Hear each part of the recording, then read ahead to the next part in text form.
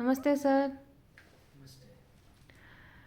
ಹೋದ ಸರಿ ನನಗೆ ಭಗವದ್ಗೀತೆಯಲ್ಲಿ ಮೊದಲನೇ ಅಧ್ಯಾಯ ಅದರದ್ದು ಫಸ್ಟ್ ಶ್ಲೋಕ ಮತ್ತು ಅದರದ್ದು ಡೌಟ್ಸು ಎಲ್ಲನೂ ಕ್ಲಿಯರ್ ಮಾಡಿಕೊಟ್ರಿ ಸರ್. ತುಂಬ ಧನ್ಯವಾದಗಳು.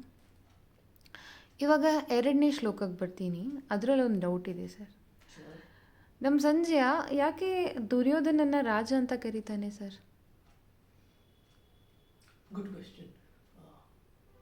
ಮೇಲ್ನೋಟಕ್ಕೆ ಒಂದು ಸರ್ಫೇಸ್ ಲೆವೆಲಲ್ಲಿ ನೋಡೋದಾದರೆ ಒಬ್ಬ ಮೇಧಾವಿ, a wise man will always respect every human being irrespective of what their nature is. ಆ ಕಾರಣಕ್ಕೆ ರೆಸ್ಪೆಕ್ಟ್ ಮಾಡಿರ್ಬೋದು ರಾಜ ಅಂತ. ಎರಡನೇದು ಔಟ್ ಆಫ್ ಕಂಪಲ್ಷನ್ ಇರ್ಬೋದು. ನಾನು ಧೃತರಾಷ್ಟ್ರನ ಮಗನ ಬಗ್ಗೆ ಮಾತಾಡ್ತಿದ್ದೀನಿ. ಧೃತರಾಷ್ಟ್ರನ ಹತ್ರ ನಾನು ಇವನನ್ನು ರಾಜ ಅಂತ ಕರೀಲಿಲ್ಲ ಅಂದರೆ ಏನು ಬೈದ್ಬಿಡ್ತಾನೋ, ಏನು ಅಂದ್ಬಿಡ್ತಾನೋ ಅನ್ನೋ ಕಾರಣಕ್ಕಿರ್ಬೋದು. ಮೂರನೇದು ಅನ್ನದ ಋಣಕ್ಕಿರ್ಬೋದು.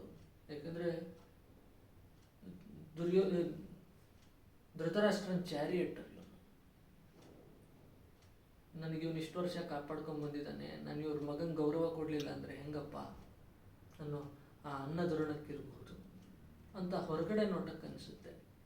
ಆದರೆ ಸೈಕಾಲಜಿಕಲಿ ಮಾತಾಡೋದಾದರೆ, ಸೈಕಾಲಜಿಕಲ್ ಆಸ್ಪೆಕ್ಟಿಂದ ನೋಡೋದಾದರೆ ಒಂದೇನು ಅನಿಸುತ್ತಪ್ಪ ಅಂದರೆ, ಈಗ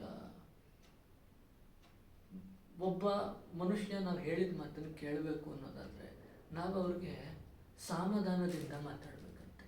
ಸಾಮದಾನ ಅಂದರೆ ಸುಶ್ರಾವ್ಯವಾಗಿ ಮಾತಾಡಬೇಕು ಮತ್ತು ಪ್ರಿಯವಾದ ಮಾತುಗಳನ್ನು ಆಡಬೇಕು. ಅವಾಗ ಅವ್ರು ನಾವು ಹೇಳೋ ಮಾತುಗಳನ್ನು ಕೇಳ್ಕೋತಾರೆ ಅಂತ.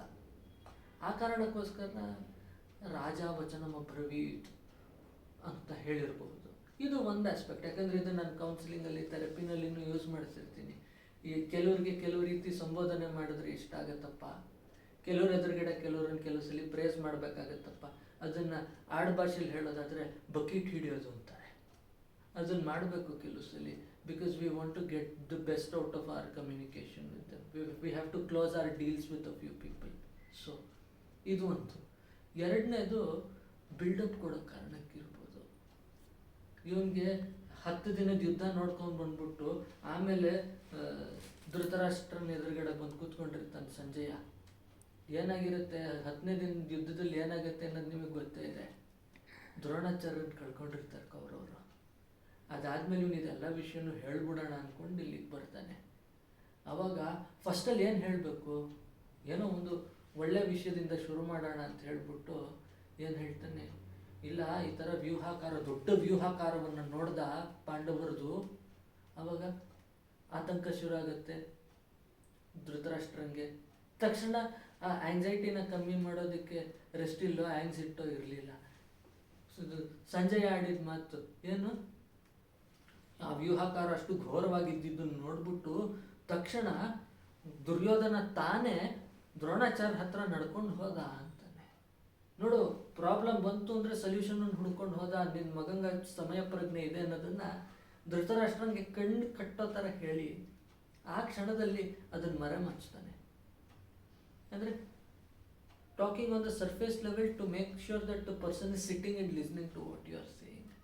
ಏನೋ ಒಂದು ಹೇಳಿದ್ದನ್ನು ಕೇಳಿಸ್ಕೋಬೇಕು ಕೂತ್ಕೊಂಡು ಅನ್ನೋ ಕಾರಣಕ್ಕೆ ಒಂದು ರೀತಿ ಮಾತಾಡಬೇಕಾಗತ್ತೆ. ಅವನು ಆ ರೀತಿ ಮಾತಾಡಿರ್ಬೋದು. ಆ ಟ್ರಾನ್ಸಾಕ್ಷನ್ ಅಲ್ಲಿ ನಡೆದಿದೆ ಅನ್ನೋದು ನನ್ನ ಅಭಿಪ್ರಾಯ.